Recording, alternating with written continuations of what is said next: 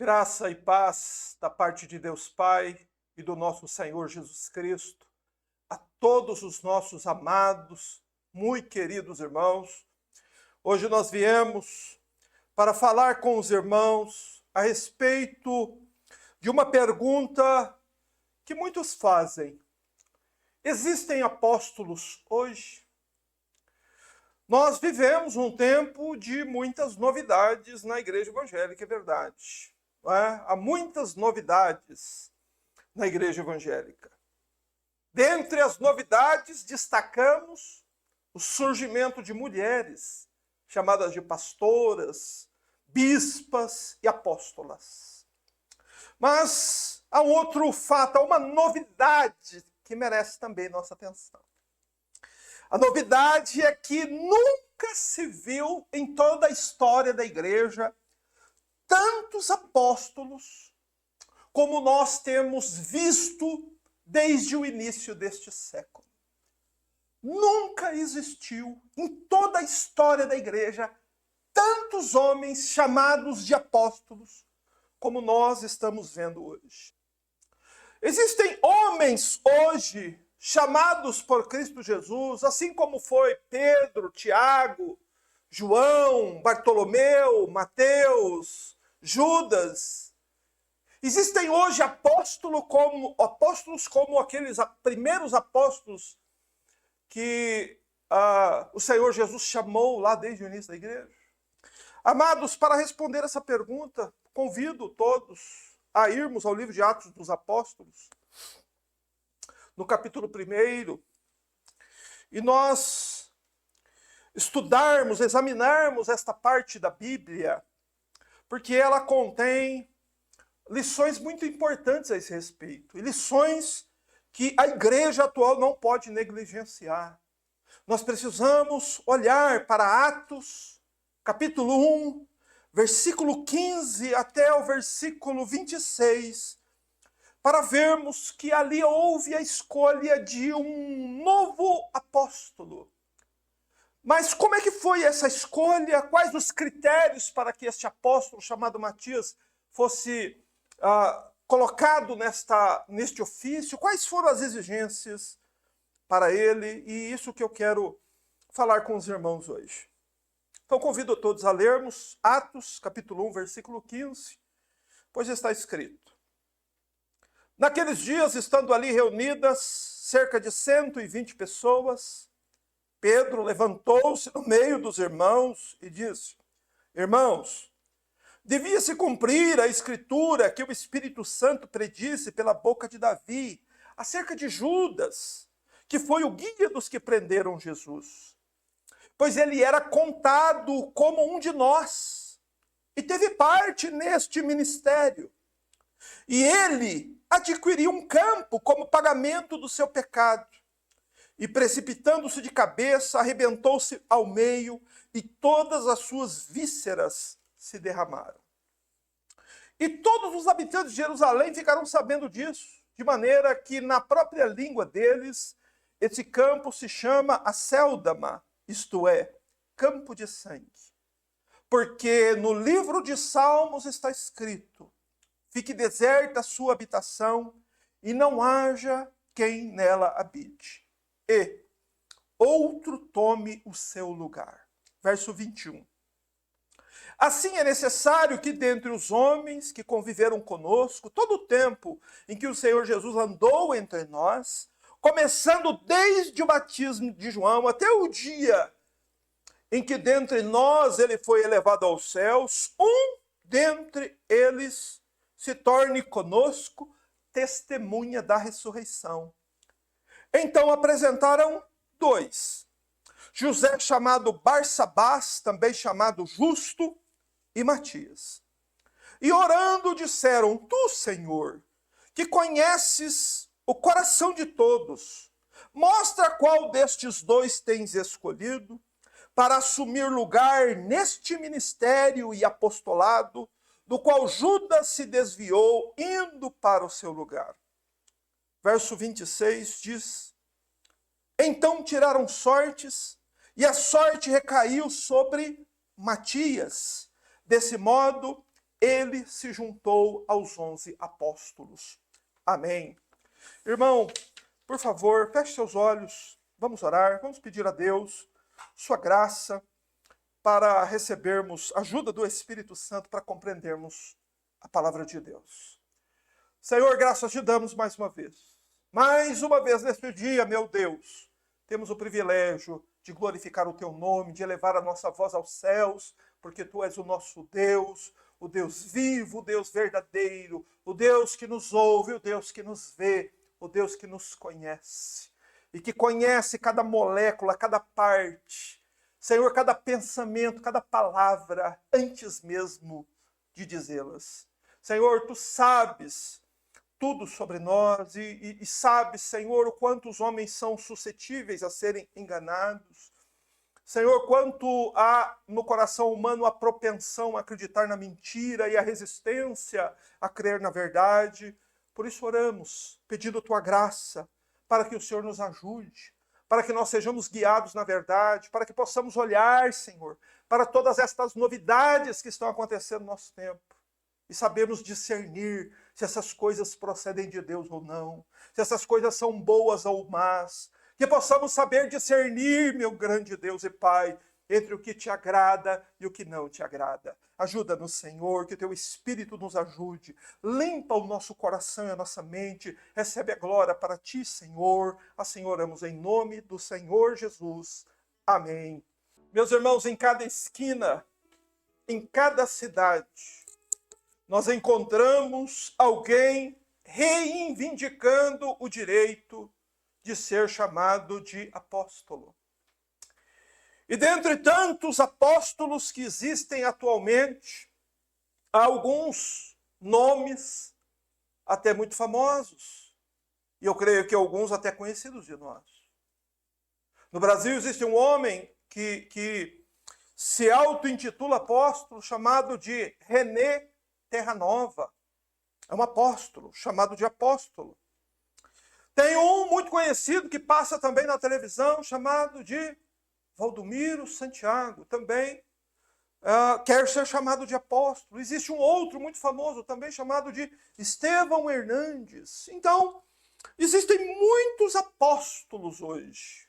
Muitos apóstolos que você sequer sabe o nome. Aqui na minha cidade eu conheço pelo menos um, que ele é chamado, na igreja dele, de apóstolo. Mas, irmãos, o que é que está por trás deste aumento no número de homens e mulheres que exigem ser chamados de apóstolos ou apóstolas? O que está por trás disso? Ou seja, está em curso no mundo um movimento conhecido como movimento de restauração. Esse movimento, ele defende a tese de que Deus está restaurando a igreja. Os defensores desta tese do movimento de restauração dizem que a reforma protestante iniciou esse processo de restauração.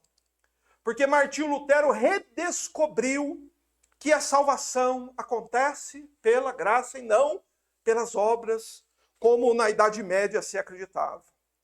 Porém, agora, no século XXI, está acontecendo uma espécie de segundo estágio da restauração da igreja. Eles dizem que Martinho Lutero deu o primeiro passo, que eles estão dando o segundo passo. Só que este segundo passo é chamado de restauração do ministério apostólico. Eles afirmam que a restauração dos apóstolos é uma das últimas coisas que o Senhor Jesus haveria de fazer antes de retornar a este mundo. Para eles, o ministério apostólico não acabou com a morte dos 12 apóstolos e do apóstolo Paulo. Eles sustentam que o ministério apostólico ele precisa continuar. Eles afirmam que o livro de Atos continua sendo escrito, mas agora através por homens que receberam a autoridade apostólica, e estes homens então agem e falam em nome de Jesus.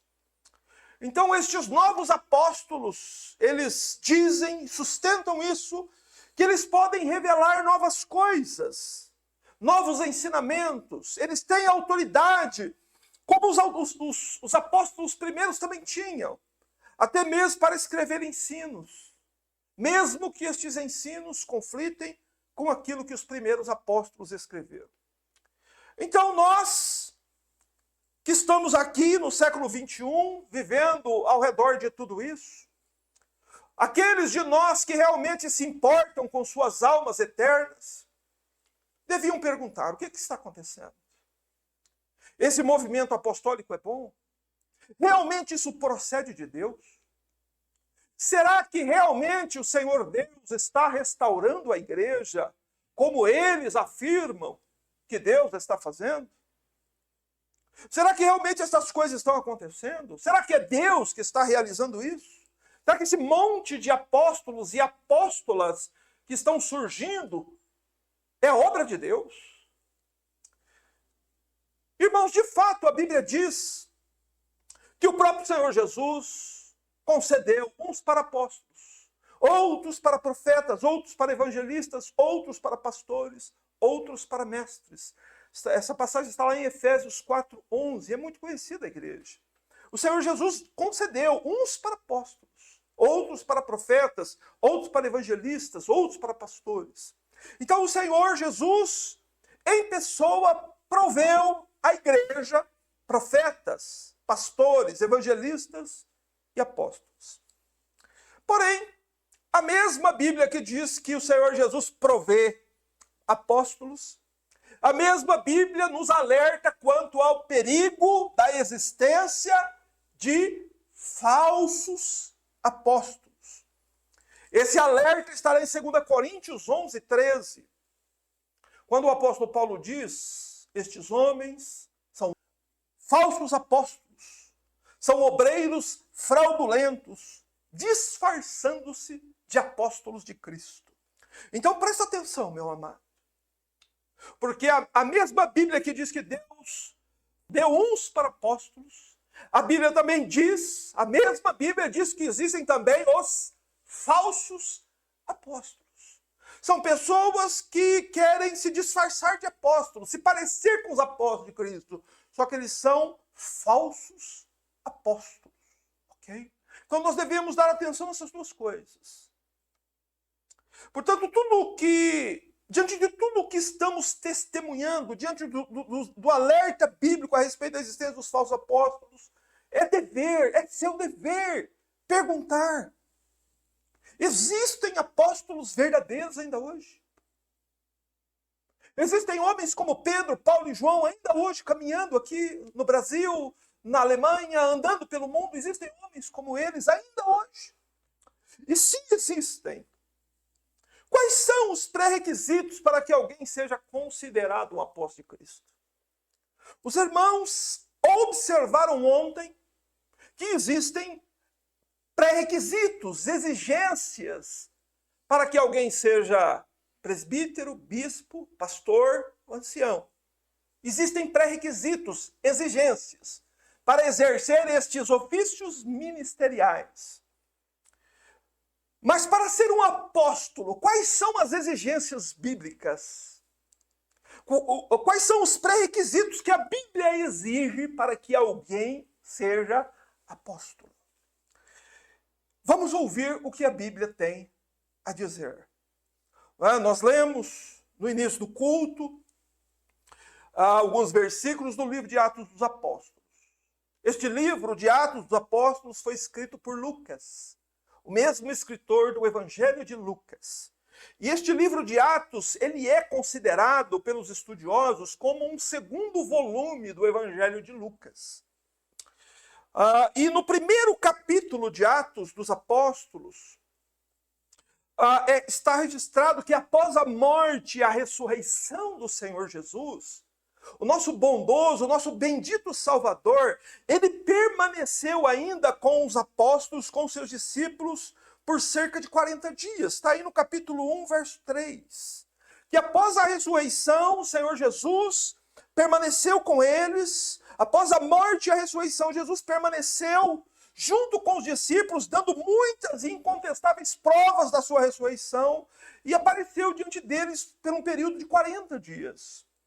Mas lá no Monte das Oliveiras, o nosso bendito Redentor, ele então é elevado aos céus fisicamente, corporeamente, diante dos olhos dos apóstolos, e ele desaparece numa nuvem, e a Bíblia diz então que ele é recebido no céu.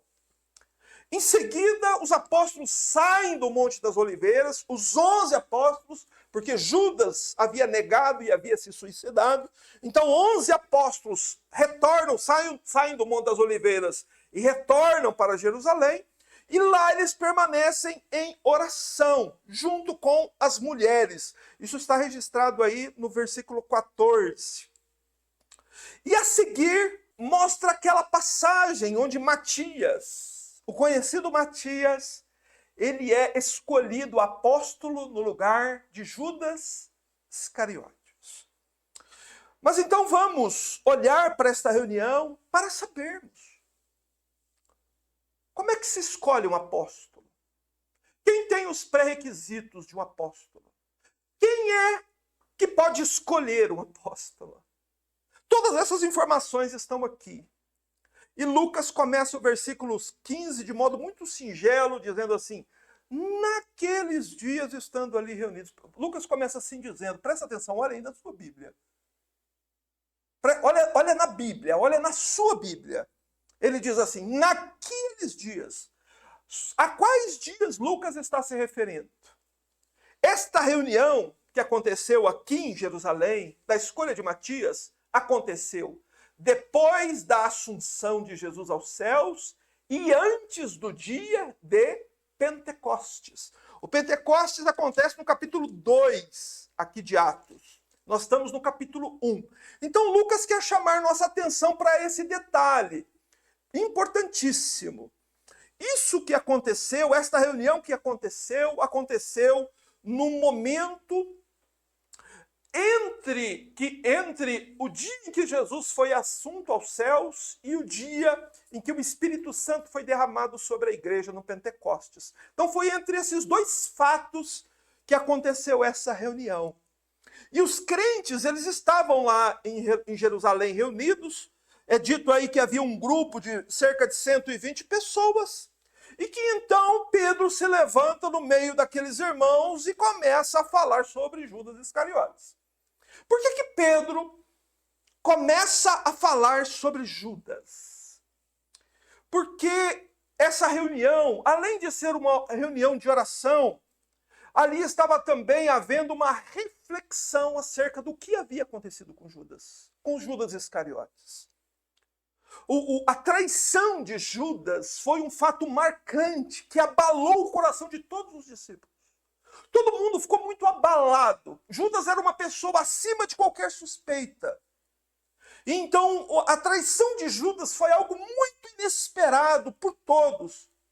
Por isso que enquanto a reunião de oração acontece, Pedro se levanta e diz, irmãos, devia se cumprir o que o Espírito Santo predisse pela boca de Davi acerca de quem? De Judas, que foi o guia dos que prenderam Jesus. Nessa primeira reunião, Pedro assume a liderança e Pedro se recorda da profecia que dizia a respeito a Judas. Pedro inicia o discurso chamando a atenção da igreja, dos irmãos ali, para o fato de que a Escritura precisava se cumprir. A Escritura devia se cumprir.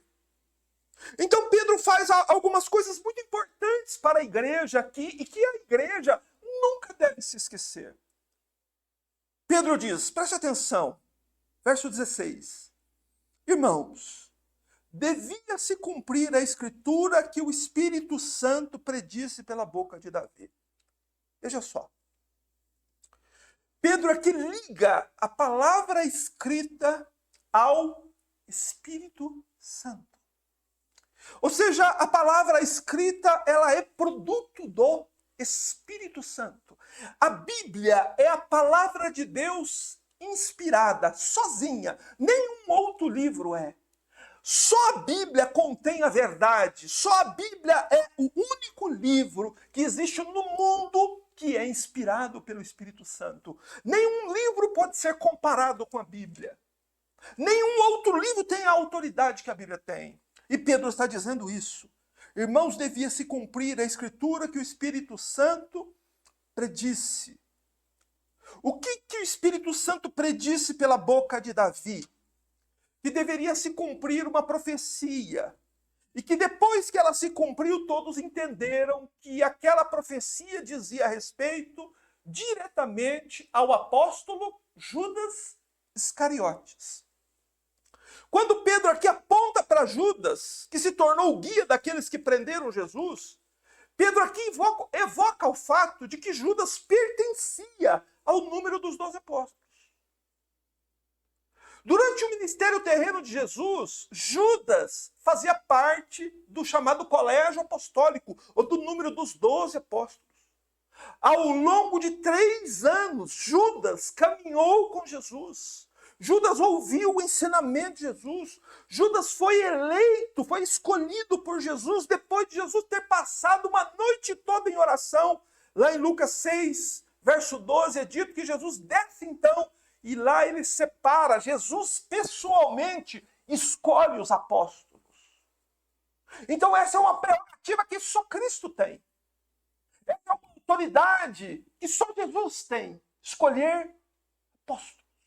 Mas ninguém pode escolher apóstolos. Você vai ver isso aqui na própria passagem. Ninguém pode escolher, dizer, não, esse aqui é o apóstolo. Não, isso é prerrogativa exclusiva de Cristo. Desde os evangelhos, o livro de Atos, reafirma isso. Judas foi um verdadeiro apóstolo de Cristo. Está aí no verso 17, presta atenção. Pois ele era contado como um de nós e teve parte neste ministério. Amados, muita gente argumenta que Judas foi um falso apóstolo. Mas a própria Bíblia desmente isso. Judas foi divinamente escolhido e nomeado para tomar o seu lugar entre os 12 apóstolos e servir a Cristo durante o ministério terreno de Cristo. Você entende? Pedro está dizendo isso. Ele foi contado conosco, ele esteve conosco entre os 12 aqui, e ele fazia parte de nós, ele estava unido conosco. Ele fazia parte do conjunto dos 12 apóstolos. Sem ele não havia 12 apóstolos. Então, Judas fez parte dos apóstolos. Entretanto, aí entra a parte difícil da nossa mente finita, carnal, entender. Estava profetizado que Judas Iscariotes seria o traidor de Jesus. Estava profetizado que Judas seria o traidor. Você sabe uma passagem da Bíblia assim que eu acho fantástica e que mostra isso de modo muito claro? Quando nós recordamos a história de José do Egito. Lembra de José do Egito?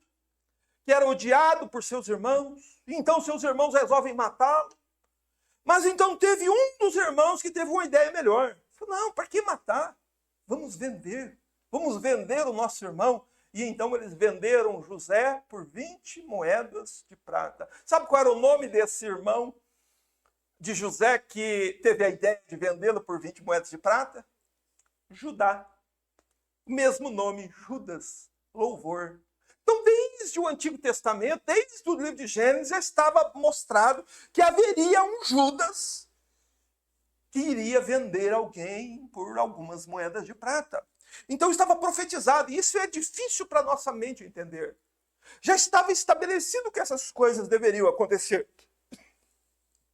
E exatamente como estava profetizado no livro de Gênesis e no livro de Salmos, exatamente como as profecias disseram, exatamente como o Espírito Santo predisse, aconteceu. Né? Então, nós temos aqui no livro de Atos algumas coisas sobre a traição de Judas que nós não temos em outras partes da Bíblia. Por exemplo, ao lermos o verso 18, por exemplo, nós vamos perceber aspectos, informações complementares sobre a traição de Judas. Olha o que Pedro fala sobre Judas aqui. Verso 18. Ele adquiria um campo com o pagamento do seu pecado. e precipitando-se de cabeça, arrebentou-se pelo meio, e todas as suas vísceras se derramaram. Que imagem terrível, que final assustador, terribilíssimo para um apóstolo de Cristo. Mas o que causou isso? O que produziu essa desgraça na vida de Judas? Judas foi seduzido pela ambição, pelo dinheiro. Judas inclinou seu coração para o dinheiro e traiu Jesus por 30 moedas de prata. E ele sequer teve tempo de usar o dinheiro. Porque o Evangelho de Mateus registra que Judas, ao ver o Senhor Jesus sendo preso e levado a julgamento, e ele já sabia o que é que os judeus fariam com o Senhor, Judas sente remorso. E ele volta então e tenta devolver as moedas de prata, e os religiosos não querem aceitar as moedas de prata de volta, e então Judas joga as moedas de prata para dentro do templo e vai se enforcar, diz a Bíblia. E os principais sacerdotes, então, como religiosos muito interessados em dinheiro, não jogam as moedas fora. O que eles fazem? Compram com as 30 moedas um campo. Porém, você vai notar aqui no verso 18 que Pedro diz que quem comprou o campo foi o próprio Judas. Que aquele campo era o pagamento do pecado de Judas. Que aquele campo seria como um memorial para todos. De que um homem um dia serviu a Cristo, andou com Cristo, comeu no mesmo prato de Cristo, e depois o traiu, e o fim dele foi horrível. Então esse campo se tornou um memorial, não é? Foi o próprio Judas que adquiriu. E aqui é dito também que Judas se precipitou de cabeça e arrebentou-se pelo meio, e todas as suas vísceras se derramaram. O que Pedro está nos informando aqui são informações complementares, que Mateus não nos informa. Mateus só nos informa que Judas morreu por enforcamento. Porém, nós podemos inferir aqui, diante das palavras de Pedro, que Judas, neste seu ato de suicídio, pelo fato dele ter ficado suspenso com a corda pode ter se partido e Judas caído de uma grande altura e então ele ter se espatifado no chão. Ou alguém, após Judas já estar morto, ir lá e cortar a corda e acontecer algo nesse sentido. Mas enfim, o que Pedro quer deixar bem claro e que ele quer chamar a atenção da igreja e quer também chamar a nossa atenção é o seguinte: Judas começou muito bem, irmãos. Mas terminou muito mal. Que esse não seja o caso de nenhum de nós. Que Judas seja um exemplo do que nós não devemos fazer. Não devemos jamais misturar Cristo com moedas, Cristo com dinheiro, evangelho com riqueza. Não, jamais. Não cometa esse erro. Mas Lucas nos informa mais aí no verso 19 que os moradores de Jerusalém, eles ouviram a respeito da morte de Judas e deram nome ao campo, então. É dito aí no verso 19 que eles deram, na língua deles, um nome ao campo que é Aceldama, isso é campo de sangue. Este campo, este terreno aqui foi comprado com preço de sangue. E o sangue do Senhor Jesus, o sangue de um inocente. E aquele campo seria usado para sepultar os estrangeiros. Mas agora, depois de dizer isso, no verso 20, depois de dizer o que aconteceu com Judas, preste atenção, olha para mim. Pedro agora faz duas citações do livro de Salmos. Pedro cita o Salmo 69:2 e o Salmo 108:8. Ele diz assim: porque no livro dos Salmos está escrito: fique deserta a sua habitação e não haja quem nela habite, e outro tome o seu lugar. Veja que agora é retomado o discurso de Pedro ali para a igreja, para o grupo dos 120 que estava ali antes do Pentecostes. E Pedro começa a citar o Antigo Testamento usando aquela expressão familiar. Está escrito. Isso quer dizer que a escritura é permanente. Isso quer dizer que aquilo que está escrito é absolutamente digno de confiança. Isso quer dizer que aquilo que está escrito sempre irá se cumprir. Por mais impossível que pareça aos nossos olhos, se está escrito que tal coisa acontecerá, tal coisa acontecerá com certeza. Mas Pedro pega estes 2 versos do livro de Salmos e os aplica ao caso de Judas. Em primeiro lugar aí, ele diz: fique deserta a sua habitação e não haja quem nela habite. Em primeiro lugar, Pedro diz que o nome, a família e os bens materiais que pertenciam a Judas permanecem amaldiçoados. O pecado de Judas não desgraçou apenas ele, desgraçou a família dele inteira. O Salmo 109 é um salmo escrito para descrever a miséria de Judas. O Salmo 109 inteiro. Porém, é dito aqui, no Salmo 109:8, no final do versículo 20 aqui, é a citação do Salmo 109:8, diz assim: e outro tome o seu lugar. Ou seja, no caso específico de Judas, conforme estava escrito, conforme estava profetizado, seria necessário que alguém substituísse Judas como apóstolo. A Bíblia ordena que a vaga deixada por Judas fosse assumida por outro. Né? E a razão da substituição é porque a Bíblia ordena que assim seja feito. E note que é assim que os discípulos tratavam as coisas. Como é que se faziam as coisas? Buscavam-se as informações na palavra de Deus e colocavam a palavra de Deus em prática. Nós temos muito a aprender com essa pregação de Pedro aqui.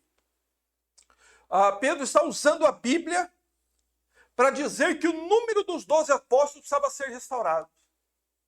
Você lembra que tinha ficado só 11 por causa da morte de Judas? Mas Pedro está dizendo, olha, está escrito, a palavra de Deus ordena que outro precisa ocupar o lugar de Judas. Que Judas Iscariotes, alguém deveria assumir o ofício dele. Só que, no entanto, o sucessor de Judas deveria cumprir os pré-requisitos para ser um apóstolo de Cristo.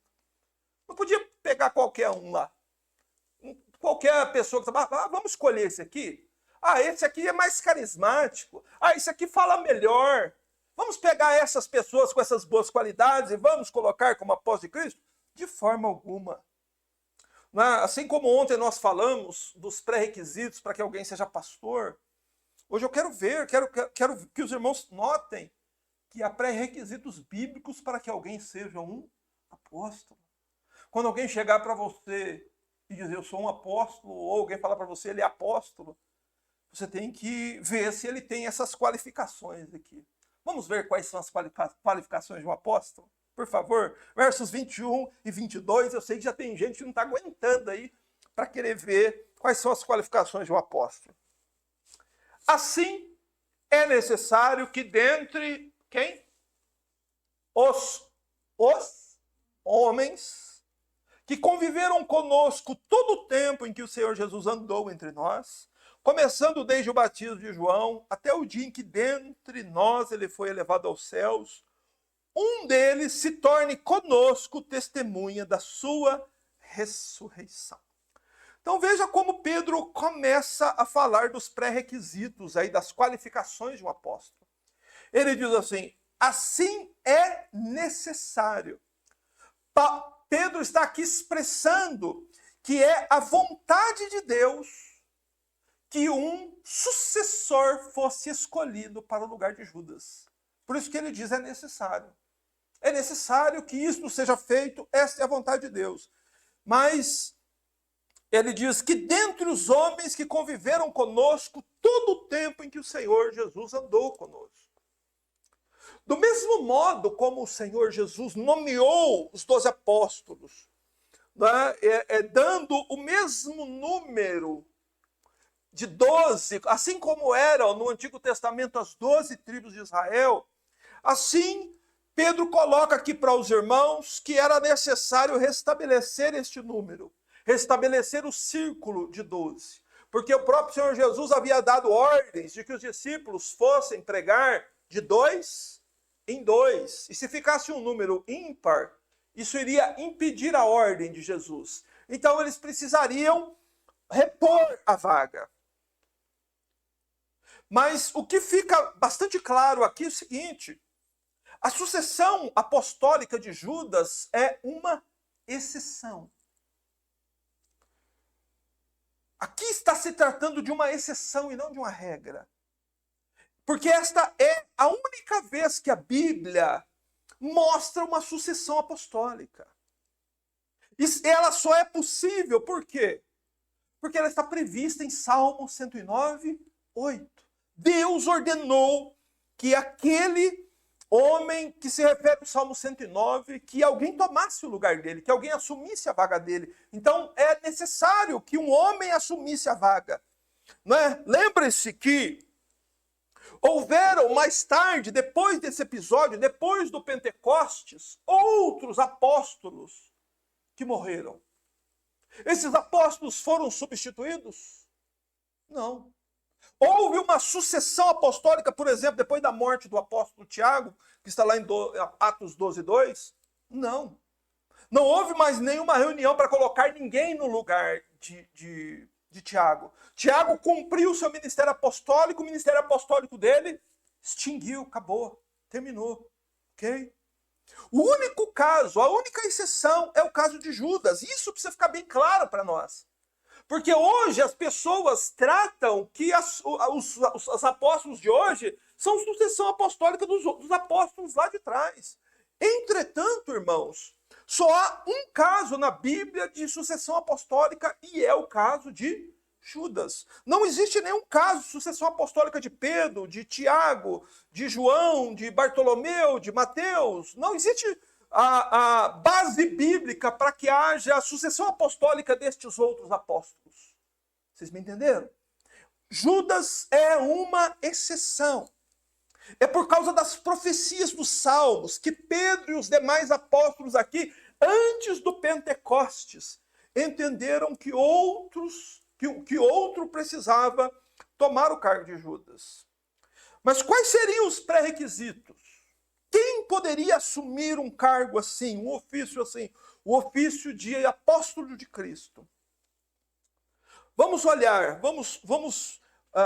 o texto, verso 21. Assim é necessário que dentre os homens. Então, o primeiro pré-requisito, a primeira qualificação para que alguém seja apóstolo é que esta pessoa seja do sexo masculino. Seja um varão, seja um homem. E, em segundo lugar, este homem, leia, diz assim, que conviveram convosco todo o tempo em que o Senhor andou entre vós. O segundo pré-requisito, este homem precisa ter convivido com os primeiros apóstolos. Ele precisa ter conhecido Pedro, Tiago e João. Você entende? Isso é pré-requisito. Terceiro, ele precisa ser testemunha ocular de todos os milagres operados pelo Senhor Jesus. Um apóstolo verdadeiro precisa ser testemunha ocular de todos os milagres que Jesus realizou, de tudo que Jesus fez, de tudo que o Senhor Jesus ensinou. É isso que ele está dizendo aqui no verso 22. Veja.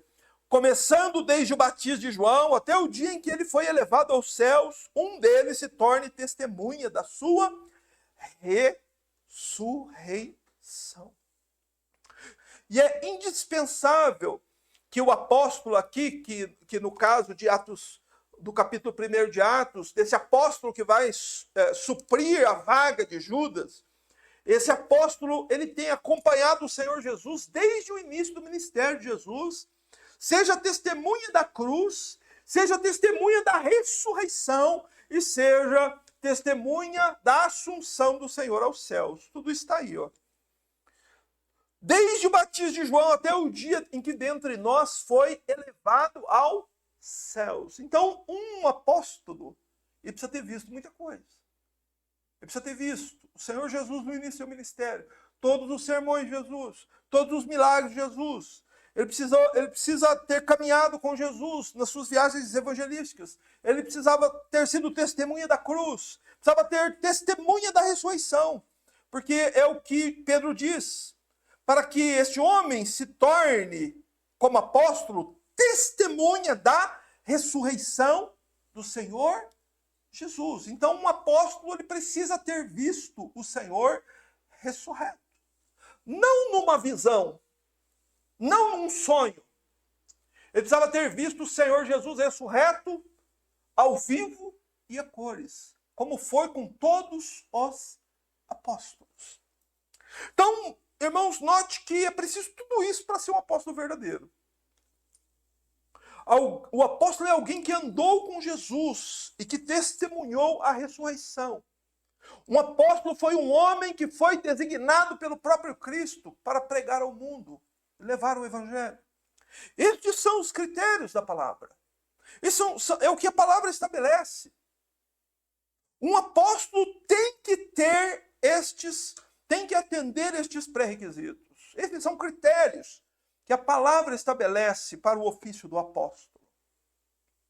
E então, depois que os pré-requisitos foram estabelecidos, havia 120 pessoas ali na reunião. Quantos atenderam às exigências? Quantos homens daquela reunião toda, com 120, vamos supor que tivesse ali metade homem, metade mulher, 60 homens, 60 mulheres, né? Eu acredito que a proporção era maior de homens. No entanto, vamos supor que fosse meio a meio, 60 homens, 60 mulheres. Dos 60 homens, apenas 2 homens que estavam lá naquela reunião, antes do Pentecostes, atendiam os pré-requisitos para ser apóstolos. E quem são eles? Olhe comigo aí no verso 23. E então apresentaram 2. José, chamado Barsabás, também chamado Justo, e Matias. Numa assembleia de 120 pessoas, apenas 2 homens, há 2000 anos atrás, foram encontrados aptos para serem apóstolos. Hoje existem milhares e milhares de homens chamados de apóstolos no mundo. O difícil vai ser eles atenderem às exigências bíblicas. Mas vamos olhar por um instante quem foram os escolhidos aqui. Quem foram aqueles que foram apresentados para o ofício de apóstolo. Um foi José, chamado Barsabás, também chamado Justo. Justo é o latim de José. José, em latim, é justo. Ou o nome dele seria José, filho de Sabás. Isso que o texto significa. José, chamado Barsabás, quer dizer José, filho de Sabás. Sabás era o pai dele. Este José, nós conhecemos o pai dele. O pai dele chama Sabás. E havia um outro que era Matias. Matias é uma forma abreviada do nome Matatias. No Antigo Testamento houveram vários Matatias. Então, Matias é o modo resumido, uma forma abreviada de Matatias, que significa presente de Jeová. Mas, olhando para os 2 homens, relembrando da reunião, nós devemos nos lembrar aqui por um instante das mulheres. Pense comigo, presta atenção, escute o que eu quero dizer aqui. Havia naquela reunião mulheres que andaram com Jesus desde o início do ministério dele. Ali estavam naquela reunião mulheres que viram os milagres de Jesus. Também estava naquela reunião mulheres que ouviram os ensinamentos do Senhor Jesus. E naquela reunião também estavam algumas mulheres que eram tão corajosas que elas permaneceram ao lado do Salvador crucificado, quando os homens, todos fugiram. E foram também as mulheres testemunha da ressurreição. Você lembra que Jesus apareceu primeiro às mulheres? As mulheres foram as primeiras a ver a maravilha da ressurreição. E certamente algumas delas estavam aqui nessa reunião em Jerusalém. Porém, apesar da mulher atender às exigências, ela não poderia ser escolhida. Por que não? Porque ela é mulher. Você entende? Você compreende isso? Que não foi escolhida nenhuma apóstola. Havia mulheres ali que atendiam todos esses qualificativos aqui. Só que elas não poderiam assumir, não poderiam ser apóstolas, porque simplesmente o termo não permite que mulheres assumam este cargo, este ofício. Um apóstolo precisa ser necessariamente um homem. Eu até olho, sendo essa aqui a grande oportunidade das mulheres serem apóstolas. Porque se existem hoje mulheres mais crentes do que aquelas mulheres que existiram nesses dias aqui, e nenhuma das mulheres, a própria Maria, mãe de Jesus, não foi escolhida apóstola. Então, preste atenção, a escolha foi feita entre os dois únicos homens dentre 120 que atenderam às exigências dos apóstolos. Os dois atendiam igualmente às exigências. Haviam dois. Então, por essa razão, surgiu-se a necessidade de fazer uma escolha. Né? E como foi que os apóstolos fizeram a escolha? Haviam 11 apóstolos. 11 apóstolos verdadeiros. Esses apóstolos verdadeiros não tinham a autoridade de escolher o outro apóstolo? Não tinham. Por isso que eles fazem o seguinte. Leia, por favor, verso 24. E orando disseram, tu, Senhor, que conheces o coração de todos, mostra qual destes dois tens escolhido para assumir o lugar neste ministério e apostolado do qual Judas se desviou, indo para o seu lugar. Veja, mesmo os apóstolos verdadeiros, mesmo os apóstolos que andaram com Cristo, mesmo Pedro aqui, que é o homem que se levanta para resolver as questões, são incapazes de tomar uma decisão assim, de escolher um apóstolo. Eles sabem que foi Jesus quem nomeou originalmente os 12. E agora o que é que eles fazem? Eles oram ao Senhor para que o Senhor escolha qual daqueles dois homens deve ocupar a vaga de Judas. Você entende? Escolher um apóstolo é uma prerrogativa exclusiva de Cristo. Nenhum homem, nenhuma instituição, nenhum grupo de instituições, nem se juntar todas as instituições do mundo, com todos os líderes religiosos do mundo, eles não têm autoridade de nomear um apóstolo.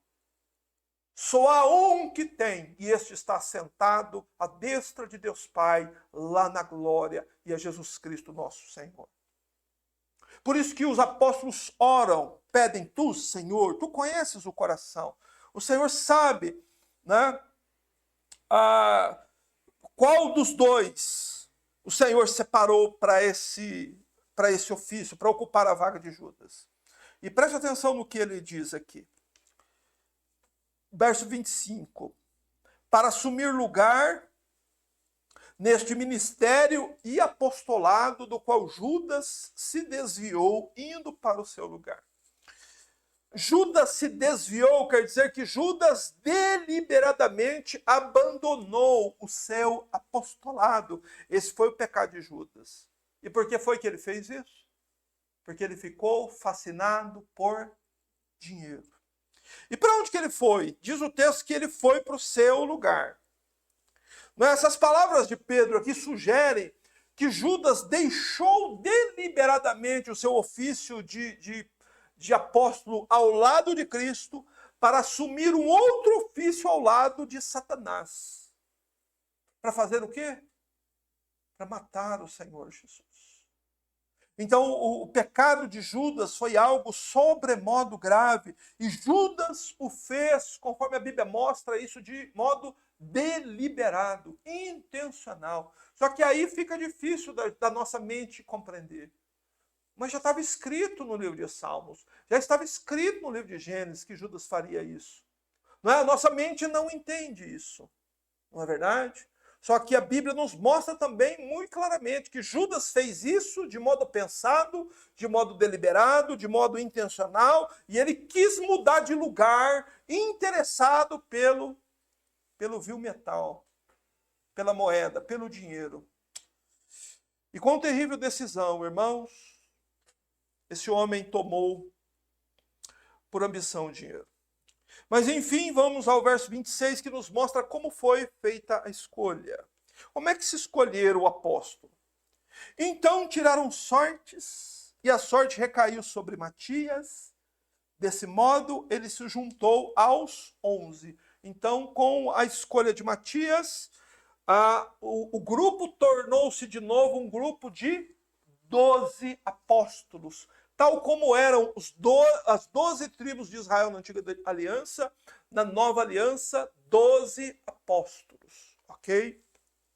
Mas as pessoas são muito curiosas e elas sempre perguntam isso, né? O que é esse negócio de tirar sorte? O que os apóstolos fizeram aqui no livro de Atos, no capítulo 1 de Atos, foi um costume do Antigo Testamento, que está lá em Provérbios 16, 36. Provérbios 16, 36 diz: a sorte se lança no colo, mas do Senhor procede toda decisão. Essa era uma prática muito comum do Antigo Testamento. No Novo Testamento, há o registro também dessa prática. Quando os soldados tiram sorte sobre as vestes de Jesus enquanto o Salvador estava sendo crucificado. Eles rasgam as vestes e lançam sortes. Quem pegar, pegou. Essa que é a ideia. Entretanto, nós precisamos entender que isso que aconteceu aqui aconteceu entre a Assunção de Jesus e entre o Pentecostes. Portanto, depois da escolha de Matias, isso nunca mais aconteceu. Você entende? Nunca mais a Bíblia fala sobre esse negócio de tirar sorte, como é que era, como é que eles faziam, e também não nos importa fazer, porque a Bíblia não está nos ensinando a fazer isso, mas está nos mostrando como foi que Matias foi escolhido, ok? E a sorte caiu sobre Matias, né? O Senhor, o que importa de fato aqui é nós sabermos que foi o Senhor Jesus Cristo ressurreto quem escolheu Matias no lugar de Judas. E por essa razão, pelo próprio Senhor ter feito isso, nós não vemos aqui aquela cerimônia de imposição de mãos sobre o apóstolo, né? Como é comum fazer atualmente no pastor, presbítero, diácono, impor as mãos sobre ele para colocá-lo na função. Isso não foi necessário por quê? Porque o próprio fato de o Senhor Jesus mostrar que Matias era quem ele havia escolhido dispensava qualquer outro ato de qualquer outro apóstolo. Amém? Mas o que aconteceu com Matias depois desse dia? É um fato curioso. Depois desse dia, nada mais a Bíblia fala sobre esse homem. A Bíblia, no Novo Testamento inteiro, que você pode procurar, não fala nada mais sobre Matias. Ele só aparece aqui no primeiro capítulo de Atos, até o momento em que ele foi escolhido por Cristo para ser apóstolo. E por causa desta ausência de uma narrativa bíblica sobre as atividades deste apóstolo chamado Matias, as pessoas pensam que ele não fez muito, não fez nada, ele só tomou posse ali e não exerceu o seu apostolado. Só que isso não é verdade, irmãos. Nós devemos tomar cuidado com estas coisas. No que eu acredito pessoalmente? No fato de que a Bíblia ela dá uma ênfase aos apostolados de Pedro e de Paulo. Por isso você vai ver que o Novo Testamento fala muito mais de Pedro e de Paulo do que dos outros apóstolos. Mas não quer dizer que os outros apóstolos ficaram lá sentados na cadeira sem fazer nada. Todos estavam trabalhando, pregando o reino de Deus, realizando milagres e operando tudo e sendo testemunhas da ressurreição do Senhor Jesus, pois foi para isso que eles foram chamados, certo? Então, Matias, depois deste dia, juntou seus 12 apóstolos e partiu o mundo afora para ser testemunha da ressurreição do Senhor Jesus, e deve ter sido morto em algum canto desse desconhecido da terra. Ok? Como aconteceu com todos os apóstolos, exceto com o apóstolo João. João foi o único que morreu de morte natural. Todos os outros apóstolos verdadeiros morreram mortes brutais, violentas. Porém, há aqui para o nosso encerramento um detalhe sobre essa questão do apostolado que é muito importante de ser vista por nós para o nosso encerramento. Porque a pergunta é: existem apóstolos hoje? Nós olhamos aqui para Atos capítulo 1 e percebemos que é impossível, porque, em primeiro lugar, as exigências para um apóstolo não podem ser cumpridas por um homem deste século. Porque ele precisava ter andado com Jesus. Ele precisava ter visto os milagres. Ele precisava ter ouvido o ensinamento diretamente de Jesus. Ele precisava ter sido testemunha da ressurreição. Ele precisava ter visto Jesus com seu corpo ressurreto e tocado no corpo de Jesus. Você entende? Então isso já torna impossível haver um apóstolo hoje, um apóstolo verdadeiro hoje. Tá certo? Mas há um outro fato bíblico que torna mais difícil ainda. Eu gostaria que você abrisse, por favor, a sua Bíblia no livro de 1 Coríntios, para frente aqui do livro de Atos, capítulo 15, versículo 8, por favor.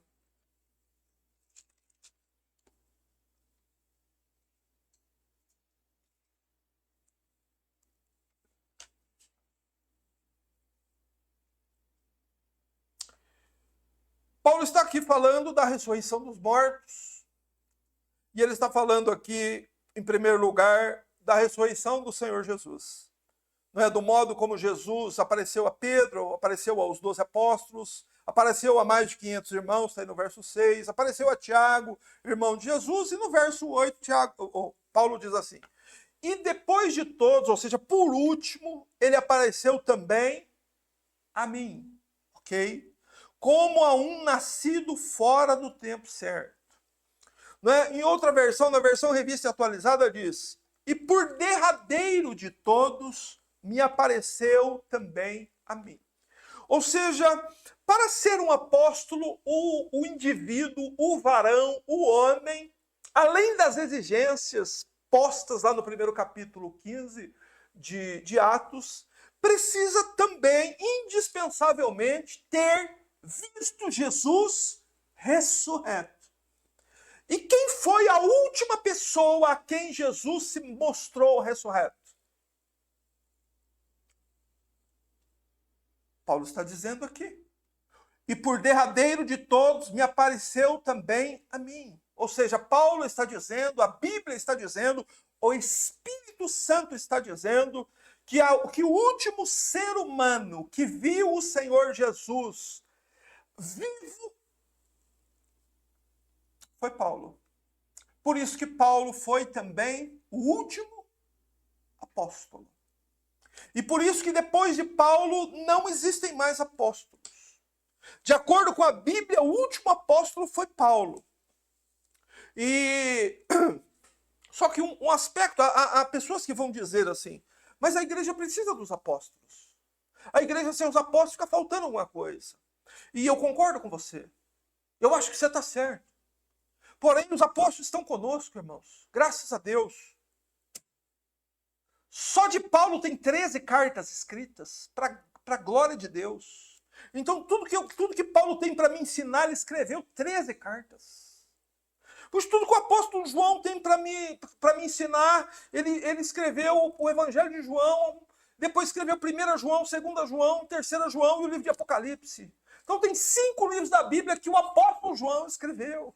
E tem 2 cartas que Pedro escreveu. Então você entende? Os apóstolos continuam com a igreja. Os apóstolos continuam conosco, com seus milagres, com seus ensinamentos, com as suas exortações, com o seu testemunho da ressurreição de Cristo. Porém, eles não podem ser substituídos. Não há como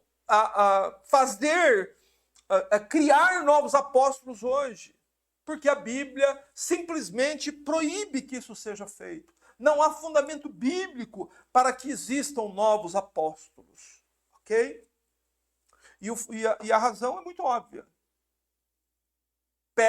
O homem diz que apóstolo pede a identidade dele. Vê lá, se ele nasceu lá perto do ano 0, então ele pode ser que ele seja um apóstolo verdadeiro.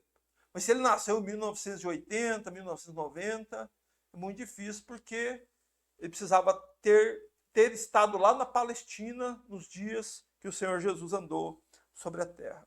Então, eu acredito que a resposta para a pergunta é a seguinte: a pergunta é: existem apóstolos hoje, irmãos? Nós podemos afirmar seguramente, de acordo com a Bíblia, que não existem mais apóstolos hoje. Os homens que hoje exigem que sejam chamados de apóstolos estão exigindo indevidamente esta posição. Porque os apóstolos todos foram chamados por Cristo, cumpriram os critérios, a vida deles está na Bíblia, e não existe fundamento bíblico para sucessão apostólica. A única exceção de exceção apostólica foi para quem? Judas Iscariotes, a única, ok? E por quê? Porque havia no livro de Salmos uma profecia dada pelo Espírito Santo que ele deveria ser substituído. E existem outras profecias para substituir outros apóstolos? Não. Portanto, encerrou-se ali com o apóstolo Paulo, morreu o último apóstolo do Cordeiro, não existem mais apóstolos de Cristo hoje. Amém?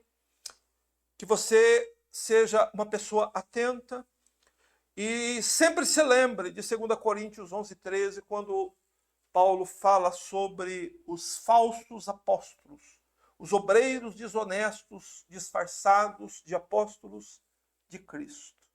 Ore ao Senhor para que você não seja presa de nenhum deles. Ore comigo, por favor, feche seus olhos.